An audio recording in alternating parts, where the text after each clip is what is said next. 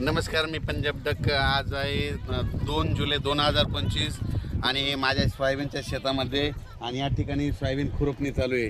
तर सर्व शेतकऱ्याला सांगू इच्छितो, सोयाबीन ज्याला सोयाबीनला उतार काढायचा आहे तर त्याने सोयाबीन खुरपली पाहिजे, आणि ज्याला उतार कमी काढायचा त्यानं तणनाशक मारायचं, आणि ज्याला त्यांच्यापेक्षा कमी काढायचा उतार त्यानं कोळपायची, आणि ज्याला जास्त उतार काढायचं त्यानं खुरपावं लागते। म्हणून हे माझ्या शेतामध्ये सोयाबीन खुरपणं चालू आहे।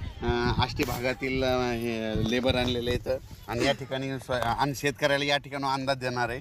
राज्यात आज आहे 1 जुलै, 1, 2, 3 जुलै दरम्यान राज्यात भाग बदलत पूर्व विदर्भ, पश्चिम विदर्भ आणि मराठवाड्यामध्ये 6 आणि 5 11 जिल्ह्यात पूर्व आणि पश्चिम विदर्भात भाग बदलत पाऊस पडणार आहे। मराठवाड्यात देखील पडणार आहे। सांगायचं झालं तर हा पाऊस बीड जिल्ह्यात देखील आहे, लातूर जिल्ह्यात देखील पडणार आहे, धाराशिव देखील जिल्ह्यात पडणार आहे, परभणी जिल्ह्यात देखील आहे, हिंगोलीकर देखील आहे, म्हणून हा अंदाज आहे। पण राज्यात सांगायचं झालं तर नांदेड जिल्हा, हिंगोली जिल्हा, वाशिम जिल्हा या ठिकाणी भाग बदलत पाऊस पडणार आहे, म्हणून हा अंदाज लक्षात, म्हणजे 3 जुलैपर्यंत हा पाऊस पडणार आहे, म्हणून हा अंदाज लक्षात येतात। राज्यातल्या सर्व शेतकऱ्याला सांगू इच्छितो की जसे वेगवार बसेल तसे शेतीचे कामं करत राहा। पाऊस दररोजच पडत राहणार आहे, म्हणजे एकदम असा बंद काही होणार नाही, म्हणून सर्व शेतकऱ्यांनी हा अंदाज लक्षात घ्यायचा। तर राज्यातल्या सर्व शेतकऱ्याला सांगू इच्छितो की बीड जिल्ह्यात काही भागात पडला, आज ह्या 2, 3, 4 जुलैपर्यंत तिकडे देखील काही भागात पाऊस पडत जाईल। त्याच्यानंतर नगर जिल्ह्यात देखील आज बऱ्याच ठिकाणी पाऊस पडत जाईल।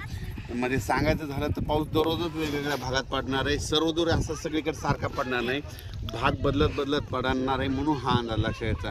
आणि त्याच्यानंतर 5, 6 जुलै 7 आणि 8च्या दरम्यान एकदा पावसाचं वातावरण राहणार आहे। पण सगळ्यात वरून राज्याची कृपा फक्त विदर्भावर जास्त, म्हणजे विदर्भात 6 आणि 5 11 जिल्ह्यामध्ये मात्र तिकडल्या भागामध्ये चांगला पाऊस पडणार आहे। म्हणजे हे सांगायचं झालं तर, आणि आपल्या मराठवाड्यामध्ये काय होणार की दररोज वेगवेगळ्या भागात दररोज भाग बदलत पडणार आहे, कोणाचं पीक काही जाणार नाही, म्हणून हा अंदाज लक्षात घ्यायचा। आणि अचानक वातावरणात बदल झाला तर लगेच एक मेसेज दिला जाईल। आणि हे मी माझं सोयाबीनचं क्षेत्र आहे, कंप्लीट अचानक 22 दिवस झाले, तर पाहू शकता हे कसं पीक आलेलं आहे। आणि या ठिकाणून खुरपणी चालू आहे, खुरपणी केल्याच्यानंतर काय होतं, उतार येतो। आणि तुम्हाला सांगतो ही पाहू शकता सोयाबीन अशी आळी आली, त्याच्यामुळे म्हणलो चांगलं एक कीटकनाशक मारा।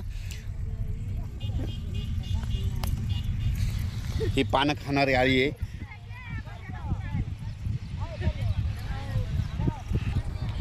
तर त्या आळीबद्दल एक चांगलं कंपनीचं कीटकनाशक मारा, त्याच्यामुळे कंट्रोल होईल नसता पानं खाणारी ती आळी आहे, म्हणून हे सगळ्यांनी लक्ष द्यायचं। पण राज्यात मात्र कोकणपट्टीतला घाटमाथ्यावरला पाऊस ते मात्र चालूच राहणार आहे। त्यांनी द्राक्ष बागायतदारांनी तुम्ही तुमच्या फवारणीचा तयारी ठेवा, कारण की तुमचा पाऊस काय बंद होणार नाही।